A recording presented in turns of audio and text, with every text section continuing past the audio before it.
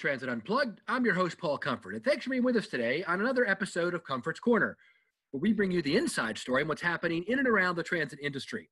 Our traditional Transit Unplugged podcast every other week interviews CEOs of transit systems, but the new Comfort's Corner version gives you insightful interviews with folks who maybe aren't a CEO, but still are making news in our industry. And today is no exception. Today is part two of a two-part series where we've interviewed the winners or honorees from the 2020 Mass Transit Magazine's Top 40 Under 40 program. It's a great program. It basically recognizes people who are under age 40 who have made a great impact on public transportation. So I have interviewed 6 of them for the podcast. Last week, we brought to you an interview with Misha Wanek-Libman, who is the editor of Mass Transit Magazine. She kind of explained the program. We had Marco D'Angelo on. Marco is a CEO of the Canadian Urban Transit Association, and Ivan Rodriguez, who's Director of Government and Industry Affairs and a policy advisor to the CEO, Nat Ford, at Jacksonville Transit Authority in Florida. They gave great interviews, insightful about their personal stories, how they've made a difference, and what they hope to do in the future. You'll find the same is true today. We're interviewing Alice Grossman, who really made her mark at the Center for Public Transportation in Washington, D.C., the nation's leading think tank. Rob Puentes is the head of that group and a great good friend of mine. And she's leaving now and going on to another great job that she'll tell us about. But we talk about some of the studies she's done and where public transportation is going. Next, Jerome Horne, who works at IndyGo, the Indianapolis transit system, who I actually got to meet when I was CEO of MTA. He came and visited us there, and he has the International Micro Museum of Transit Signs or something like that. And it's pretty cool. I've seen pictures of it. He's got, hundreds and hundreds of paraphernalia and signs from transit systems around the country. He'll tell us about that and more. And then Tyler Means, a friend of mine I met while he was working at Kansas City Area Transit Authority for Robbie Mackinnon, helped really move their system into the future and helped create and be part of the team that created the Ride KC Freedom program. All of those interviews on today's episode of Comfort's Corner.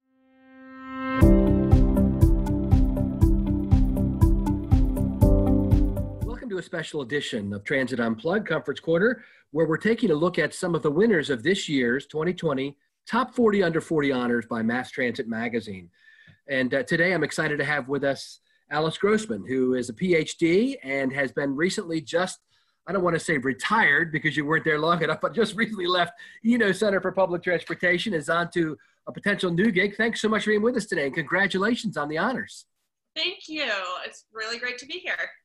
Yeah, Alice. So first off, I guess just tell us a little about yourself and what you've been doing, for ENO and anything you want to tell us about the award itself for being honored as one of the top 40 people under age 40 in public transportation. Sure. Well, I was at ENO for a few years. I actually started in transportation at Georgia Tech, where I did my PhD. And I was in engineering, but I ended up doing a very interdisciplinary dissertation that was public policy based and a little bit of planning based. And so that really led perfectly into a career at a think tank like ENO, which does transportation policy, all different modes, different levels of government. And so that was a really wonderful place to land and to be for a few years. And I worked on a whole bunch of projects, including some very public transportation focused projects, some other surface transportation projects, other modes as well. So a lot there. That's great. Yeah. And you recently kind of wrapped it up because you're going to do what next? I'm moving on to a fellowship with the American Association for the Advancement of Science.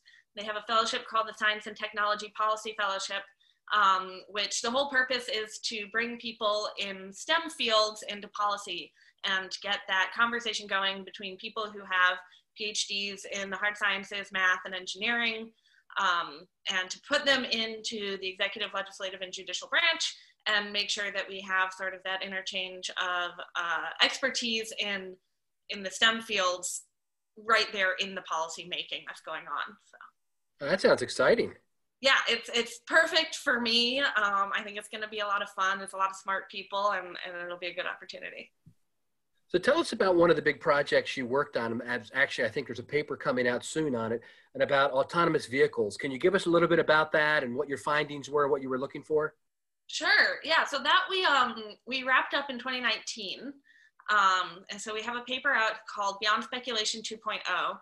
And we were looking at policy for automated vehicles. And this was building off of work at actually before I got there. Also, we had a paper out on federal policies. We had a paper out on state policies. But the thing about automated vehicle policy is it's been changing so rapidly over the last couple of years. So we saw the need to update it, and there was legislation moving through Congress at the time. There was the Self-Drive Act, and then the AV Start Act, which nothing ended up coming of them, but there was a lot of talk and a lot of work on them. And there's also, for the last couple of years, been a lot of talk about moving forward with another surface transportation authorization. So this was really at the forefront of policy, and with automation, the technology changes quickly, the policy changes quickly. So that was a lot of fun to work on, and we ended up pulling together the state, federal, and then also local perspectives and needs into one paper. So it was looking at policy up and down the spectrum, from the local level all the way up to the federal level. So it was a fun project to work on. That's great. One of the reasons I think you got nominated was because of your work in mentorship. And on our program on Comfort's Corner, we've got a guy named Mike Bismarck who does Mike's Minute every time and talks about kindness and mentoring and how important it is to kind of pass it on. Do you want to talk to us about kind of your role and experiences there? Sure. I think that one of the things that I learned in graduate school was how much I enjoyed working with other students. I taught for a number of years. I far exceeded my necessary teaching requirements as a graduate student. I also got a certification, an NSF Tech to Teaching certification. So I did a whole bunch of classes about teaching and learning. And I realized I really enjoy working with students. And, I'm a young person, but lots of other young people have also lots of great contributions. And I learn most in the classroom where, you come in and you have, let's say you're lecturing about automated vehicles that day. But it's really not a lecture. It's really a conversation with a whole bunch of other smart people who are learning and coming from different backgrounds. And so I loved that. And I really missed, when I left graduate school, I really missed working with students. So I've made a concerted effort to make sure that, when we had interns coming through I would make and maintain those connections. And my former students at Georgia Tech were moving on either to graduate school or to their first job, and keeping in contact with them and sort of seeing, what are you doing? How is it? What are you learning? What can I do to help? Who can I introduce you to? And you always end up, it's a great energy that we get from each other as young people in the field. And we can always continue learning from each other. And that's really fun. That's great. I guess my last question is a little more esoteric, but I would wonder, can you tell us what it is you hope to accomplish with your career? As you look at what the future holds for you, if you could kind of write a prophecy or look back on what you did do, what is it you want to accomplish with your career? I got into transportation because I want to demonstrably make people's lives better and make the world a better place. So if I can see that positive impact from the work I'm doing, then I'm feeling successful. And I feel like moving forward with my AAAS fellowship, it's the same thing. I'm gonna be in an agency. I'm gonna be working with NOAA, and there's research coming out of there, and there's policy implications. And being able to just see that the work that we're doing is making a difference and making people's lives better is what I hope to accomplish. Very good. Well, I wish you all the success in the world and doing that for us. And again, congratulations on this high honor. Thank you. Thanks for having me.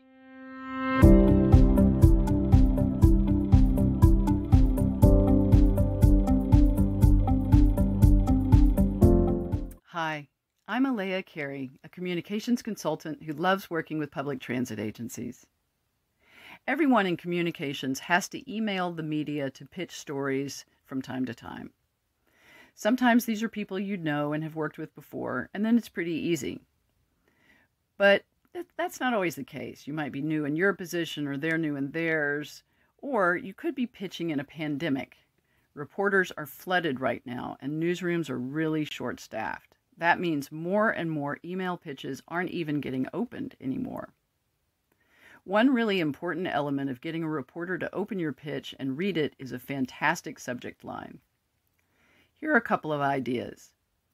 First, if you can genuinely offer an exclusive to one publication and one reporter, definitely do that, and make sure your subject line says that this is an exclusive offer. Another idea is, what new data does your story reveal? If you've got a data point like an increase in ridership or a dollar amount, use that in your subject line. And another way to think about ensuring your email pitch gets opened is to write a really short pitch, and then make sure you say in the subject line that the pitch is really short. Sometimes I write the words 3-line pitch or shortest pitch you'll read today in the subject line. I love brainstorming on effective subject lines and all things related to communications in transit. If you want to get in touch, look me up on LinkedIn. My first name is spelled E-L-E-A, last name C-A-R-E-Y.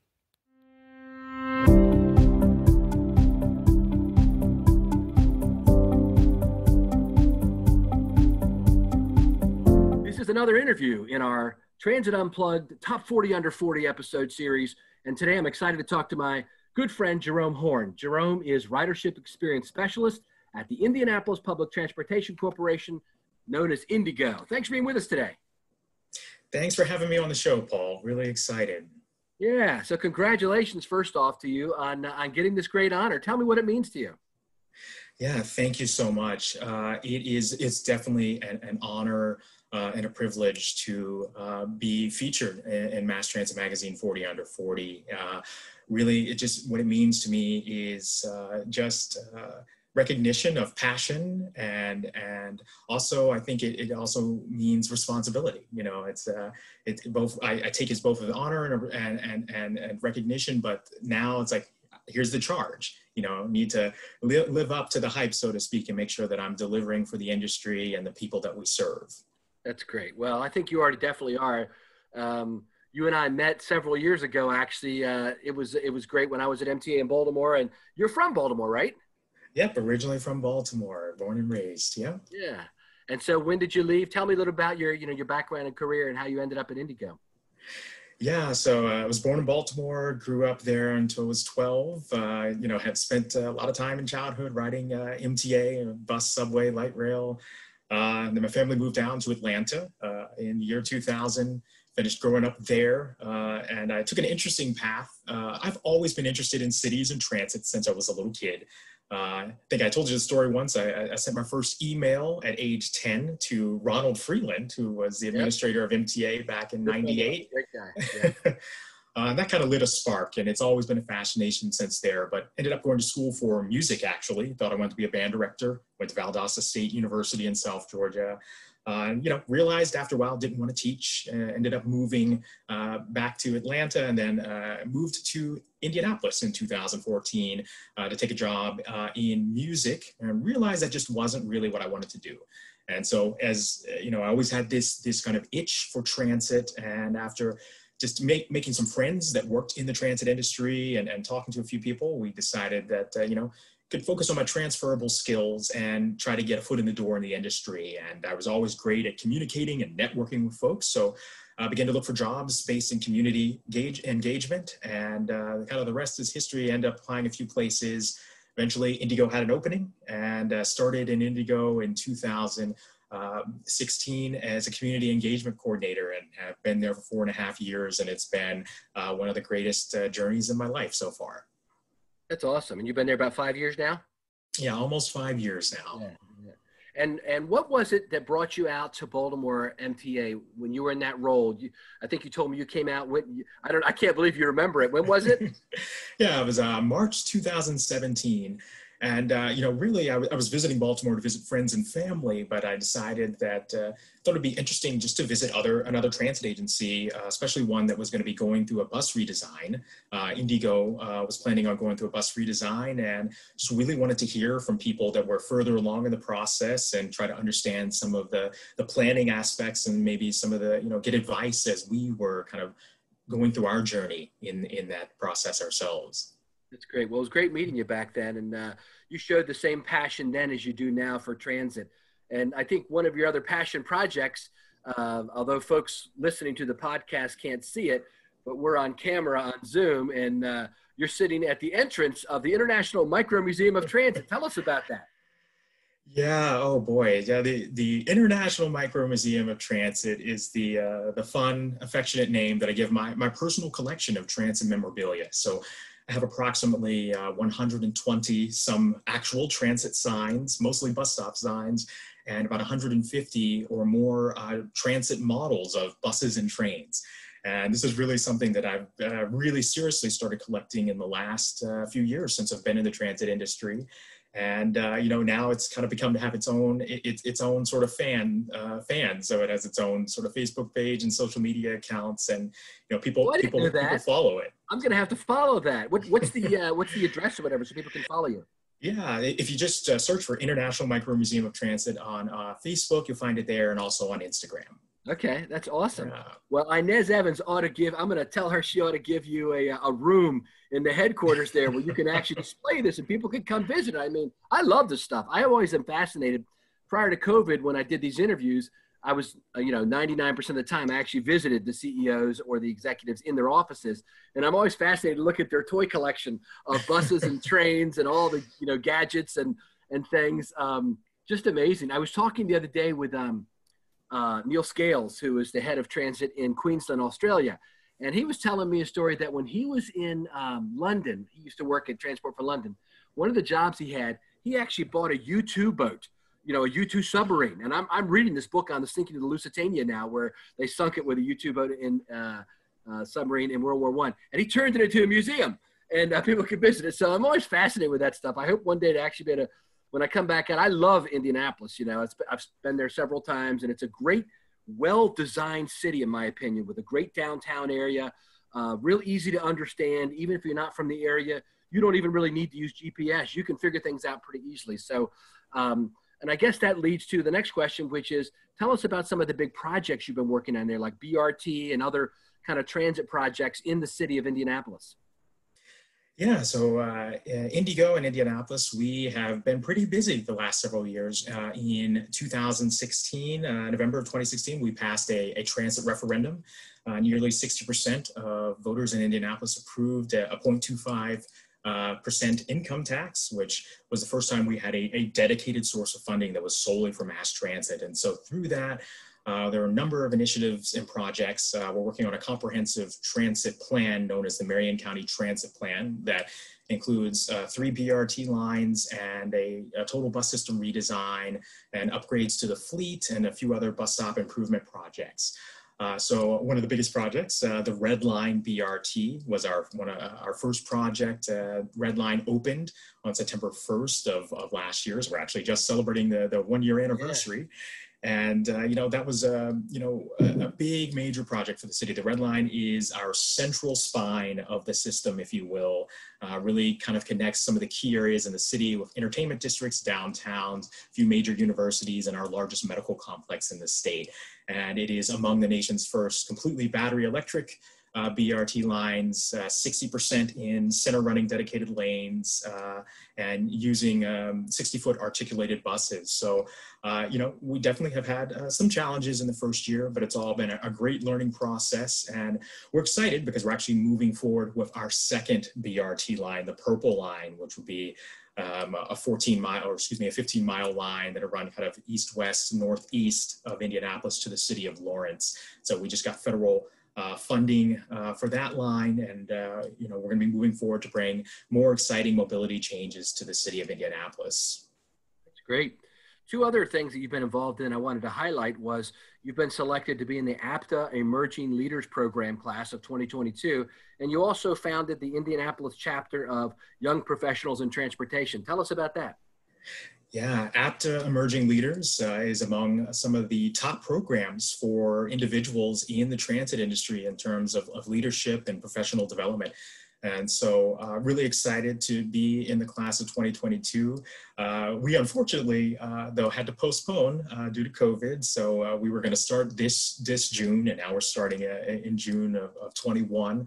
But still, it's an honor to be in that program, and I'm really excited for what we're going to learn. It's really kind of like a year-long program where you get paired with a mentor and you work on various group projects, and really try to help just craft and hone certain skills and identify, kind of career development.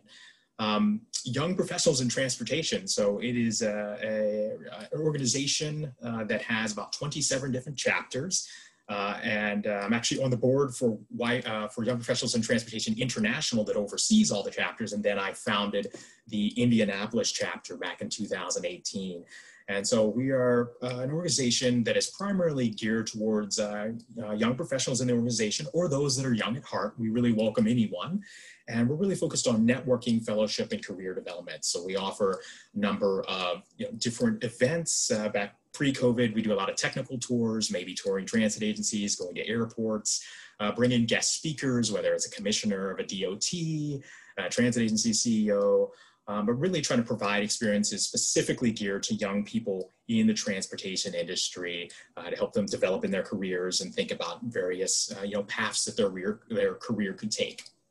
Yeah, it's a great organization. When I was in Baltimore at MTA, I was a speaker at the Baltimore chapter, and since then I've been to other chapters, including the one in Toronto. And actually, as part of the book tour that I'd lined up for my book, The Future of Public Transportation, a number of YPT chapters were going to host book signings and kind of book discussions. And then it all got canceled because of COVID. But I'm hoping that once we can get back on the road, I'd love to take a tour of them as well. Again, great organization. The last thing I want to talk to you about is kind of your philosophy. As I mentioned to you in the green room before we got started, you and I are aligned in our philosophy that the focus of transit should not be on the peripherals. The focus of transit should be on the core essential, which is? The people.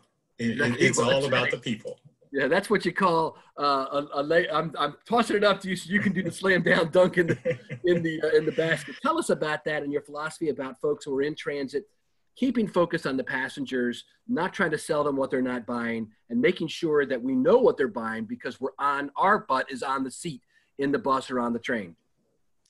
Yeah, I think it's, we in the industry tend to get caught up in our next big project and this new rail line and this big BRT and Wi-Fi on the bus and, all these things those are great, nice to haves. And certainly we need to, deliver great service. But at the end of the day, we have to focus on the passengers that are actually riding on the system and really the essentials. Another mentor of mine says something like positive progress for people, the 3 Ps.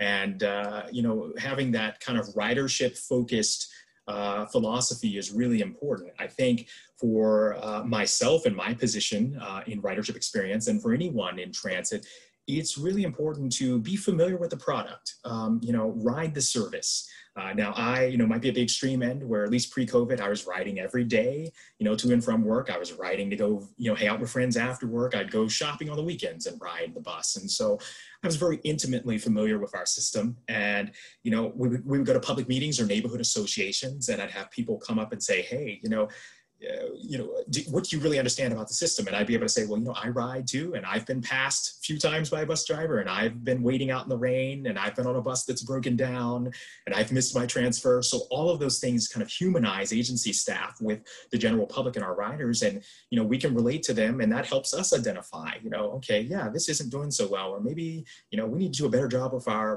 rider alerts for detours and service disruptions. And I just think it's really important that staff on all levels get at least some type of regular exposure to being on the system and understanding it, because that really just gives you a much greater perspective and will help you be more effective in your job. It's awesome. And it kind of goes back to, I think, your core philosophy, which you talked about in your interview for the Top 40 Under 40, which is the reason you're in transit is the same reason I think that a lot of us got into transit is we really want to help people. I think this, my dad was a minister and I always had it in my heart that I wanted to help people. I almost feel like transit is my ministry, where I'm really helping people to connect to jobs, connect to all of life's opportunities. And I think you feel the same way. Is that true? Yeah, I've always said that, transportation, transit, mobility, it's all about access to opportunity. Where people can get to is who they can meet, what jobs they can have, and what they can achieve. And so, it is absolutely essential that we have, provide a great level of service and really think about focusing on the core of the rider and allowing them to get to where they need to be. That's awesome. Well, Jerome Horne, Ridership Experience Specialist at IndyGo. It's been an honor and a pleasure to talk to you again today. I can't wait to continue to see your career progress. We're going to see you as head of some big transit agency in the future, and I can't wait to come visit you and see you when you have your own museum right there in your own facility. Well, thanks for having me on the show, Paul. It's a pleasure. Thank you, Jerome.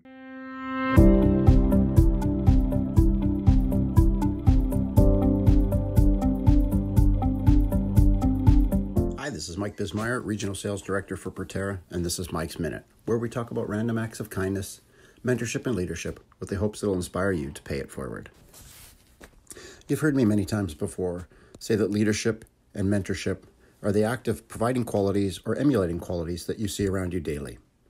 As Paul and his team continue to interview the most recent list of the top 40 under 40, there's no doubt that these leaders are truly emerging because of those around them that have helped them aspire, that have helped them feel comfortable bringing their ideas to the forefront and made them not afraid to be change makers. It's inspiring, but it's also crucial that everyone continues to play their part. Every day you have an opportunity to share something with someone around you, and you have no idea the benefit it can add. I will say this, the COVID pandemic has taught me one thing. There are great people in transit, and there are even greater people that want to continue to change the face of transit in the future. Recently, I had a great opportunity to catch up with the SMART team out in Wilsonville, Oregon, and their great leader, Dwight Brashear. I was simply reaching out to see how they were faring and to say thanks on behalf of transit, as I know their agency was helping with evacuations and helping people that were desperate get to where they needed to go. Dwight's comments summed it up. He said, Mike, it means the world that you've reached out to see how we're doing, but we don't ever do this for the accolades. We do things in transit because they need to be done. A great comment from a great leader, and someone that I'm fortunate enough to be able to listen to or to call once in a while for another tidbit. Thanks for listening, keep kind, and have a great week.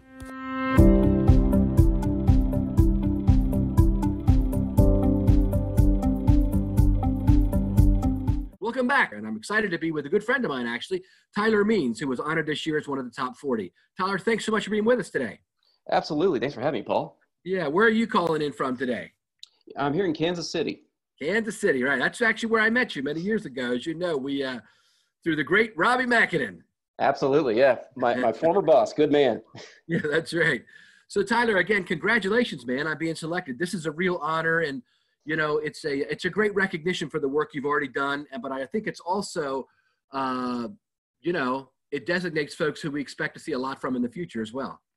I appreciate that. And yeah, I'm kind of excited that it does, I think, kind of open a few doors. I've gotten a lot of interesting messages and a few opportunities in terms of speaking and such. So yeah, it's a real honor. It's a real honor. That's great. Yeah, you told me what'd you do this week? You spoke on, what panel was it? It's the Move America. It was the Smart Cities panel they had. Yeah, that's great, man. Well, I remember having breakfast with you in Kansas City maybe 3 years ago or whatever at some restaurant there. It was a good time. Yeah. Actually, I met you at SumSea in Chicago. That's where I met you. Yeah, we had breakfast in Chicago. Yeah. And then you came to Kansas City to do some stuff with KCATA, and I took you out to barbecue in a nice little jazz joint. Oh, that's what it was. That was awesome, actually. There's always this discussion.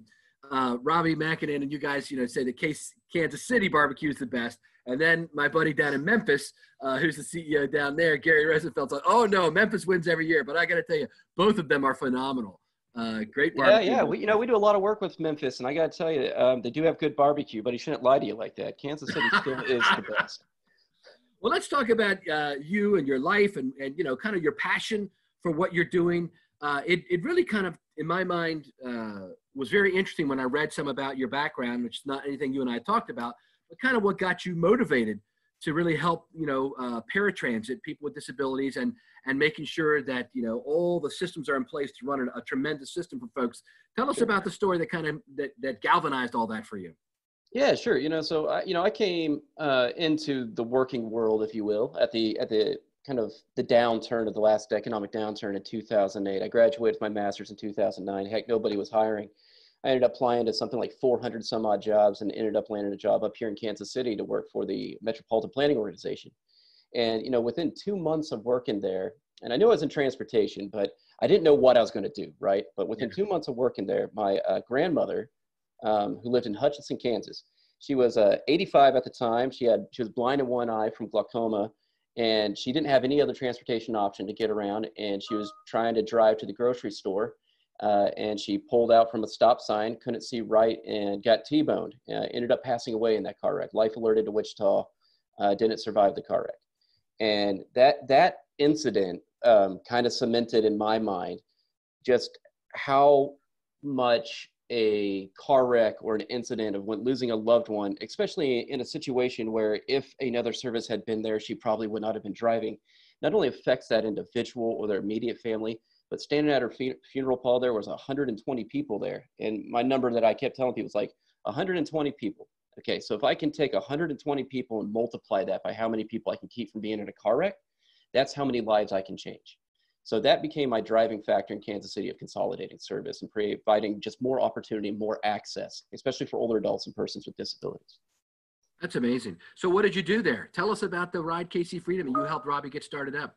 Oh, yeah, absolutely. So, you know, it all started with, there's another guy that we got to mention by name, Jameson Otten. He's was a big catalyst in all this as well. He's now deputy CEO there in Kansas, KCATA. Yeah.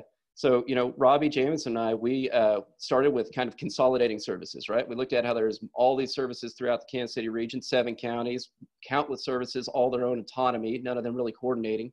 And so we started encouraged through funding initiatives and funding efforts, mostly using the 5310 funding as leverage, to encourage people saying, like, one of the criteria we're going to judge you on is how you coordinate and effectively work beyond your area. If somebody has to move beyond your autonomous area, what are you going to do to help them get there? And that was the first step of cementing that opportunity. And then we kind of looked across and said, you know, we got all these taxi voucher programs in Kansas City. And we got this new technology that seems to be working pretty darn well, the cell phone in our pocket. What if we made it so it was like Uber, but publicly subsidized, and we geared it towards the person with disability and the older adult population? And, you know, Robbie actually came up with the idea of putting the cell phone in place. The regional taxi voucher thing, I will say, was me and Jameson, but Robbie was the one saying, like, well, why can't I just use my cell phone? And so, you know, we worked with some folks to design the app, and we put the tech in the pockets. We built it ourselves. We went and tested it with a test group in Kansas City, and we pushed it out. And, you know, we had a consultant come and analyze it, and he goes, you know, there's some holes in this program, but he goes, heck, if you would have hired us to analyze this, you probably would have never got it on the ground. And I was like, yeah, so sometimes just marching ahead and getting it done and then iterating as you put it out there and improving it is the way forward. And I tell you what, getting that thing out there changed a lot of lives in Kansas City. It really did. And it really, I mean, and now it's gone beyond just that, right? Now it's open to anybody who wants to use it. Yeah, it's general public, and it goes beyond KCMO. It's in Johnson County. It's in Wyandotte County. So Kansas City, Kansas, all the big cities throughout Overland Park you may have heard of. City of Independence is in it. It's all one continuous zone. So you can kind of go anywhere you need to go, and you just call it up on your app, and it's immediate. It works just through the local taxi company, Kansas City Transportation Group, Z-Trip. So they're the folks who are the provider of the service, and it's been a great relationship. Now, is there a charge to ride that? I know that on the fixed route service, they've made a decision to move forward with no fares during COVID, and I think even afterwards they're going to try to keep that. What about the specialized service? As far as I know, is that the specialized service still does have a fare, mostly because being through the taxi base, there has to be some kind of way to pay the drivers. That makes sense. A majority of the driver's pay actually comes on the back end as they come in and turn in their tickets. They get paid cash out, and then we pay the driver. It's kind of a back end kind of flow back to the taxi company from the public sector. But yeah. This is the kind of innovation we need. To me, you know, I know that, you know, the whole post-COVID thing has almost been beaten to death, you know, right. But I mean, especially in a post-COVID world, the rise of microtransit as another option. I mean, what is your thoughts on that? You know, microtransit, in my mind, is a great opportunity for agencies, especially looking forward through whatever this long-term structure of COVID is and this recovery period, which I think is going to be quite lengthy. It's a way to become more nimble, flexible, and agile in the way you provide service. It allows you to really flex your services to make sure if you can't put a fixture out there because You have drivers that got sick, or you don't have the space in the vehicles. You can use your existing fleet. You can partner with a taxi company, and you can build that divider, because we can set thresholds through a microtransit service that say, okay, one rider only, and you can space people out more effectively. They're also not congregating at stops. They're not congregating on a bus. So it gives the opportunity to kind of break up the spread. So, I mean, it's a response mechanism. It certainly isn't the end all. I'll be the first to say that bus will be king where bus will be. And, you know, I would never want to fight a bus that has a great corridor, right? But there are places where a bus meanders and gets out into the suburbs where it's just not as efficient. Those opportunities then arise where you can really put in a transportation solution like microtransit, covers a greater area and provides a more robust last mile solution. I mean, just continuing on this train of thought, where do you think we're headed as an industry and as a service? I mean, there has been, you know, terrible articles recently about what they call the death spiral of transit, you know, about, you know, less money equals cut routes equals less riders equals less money equals, and it's just a downward spiral. Sure. Where, you know, from your perspective, where are we headed as an industry? No, I you know, it's not going to go anywhere. It's not. Transit is such a fabric in the fabric of a community. I think, and I really hope that people paid attention that when the lockdowns were pretty much prevalent throughout the United States, the one people moving the people who needed to get around was transit, right? Those buses still moved. I mean, we had drivers literally on the front lines out there picking people up, taking them to work, and providing them opportunities to keep putting food on their own tables. So I think transit will always be there. I wonder if transit will become more of a utility structure within cities and counties. But yeah. I always think transit and transportation as a whole will definitely be there. I definitely see a rise coming towards public-private partnerships. We've always been on the precipice of trying to figure it out. I think COVID and post-COVID is going to force that hand, especially with the financial struggles that are likely to arise later this year into 2021. I mean, the way these cities have been taking hits from the sales tax, what they've lost and the ability to kind of fund their services, you know, this is going to be a 2-3 year thing for them to really kind of get through. There's going to be cuts. And because of that, there's going to have to be some unique partnerships and unique opportunities to develop service models that we haven't seen before. I also think it opens the door for MOS. I think there's an opportunity that MOS will finally find its way into North America in a way that it hasn't been here before. That multimodal journey planning aspect that allows people to really move. And my hope is, Paul, this is just me being who I want to be, is that I hope it becomes more community-based, right? We've always just focused on the movement of people, but let's focus on the connection of the people. And I think that there's a real opportunity to really integrate more with the land use and the businesses that are out there to really create some real robust solutions and probably find some unique funding models for these transit agencies that are going to struggle. Awesome vision, man. I'm with you on it. That sounds awesome. Hey, one last thing. We close on something personal. So you speak Spanish, and what do you do every year? You take a trip to Spain? Yeah. So I met my wife in Kansas City, but she was born and raised in Spain. And so we have family in Madrid and some in a little town called Albacete, which is kind of east of Madrid, but it's about a 2-hour ride. But you know, we go to Madrid about once a year, and we go to the beach house, and we spend about a month, 2 to 3 weeks in the summer and about 2 weeks at Christmas. And yeah, you know, it's amazing to see the transportation network that exists in a city like Madrid. It is so robust. It's kind of like my dream vision for what I think most North American cities could be, because they have their own app, it's their own MOS app, and they have their own bicycle system, they got their own trains, and the bus and the taxi system integrates into the same app. And you just kind of sit there and you're like, wow, I can get anything I want right here. This is so cool. And you can't, I mean, and the food, you can't beat the food. The transit's cool, but the food is even better. I've never visited Spain. I hope to be able to do that. Spain and Italy are on my my bucket list. Oh, you got to go, Paul. You got to go, man. And if you do, hit me up. I'll give you all the pointers. There you go. Well, thanks for being with us today. And again, congratulations, Tyler Means, on being selected as one of 2020's top 40 people under age 40 who are really making a difference in the transportation industry. Thanks again, Paul.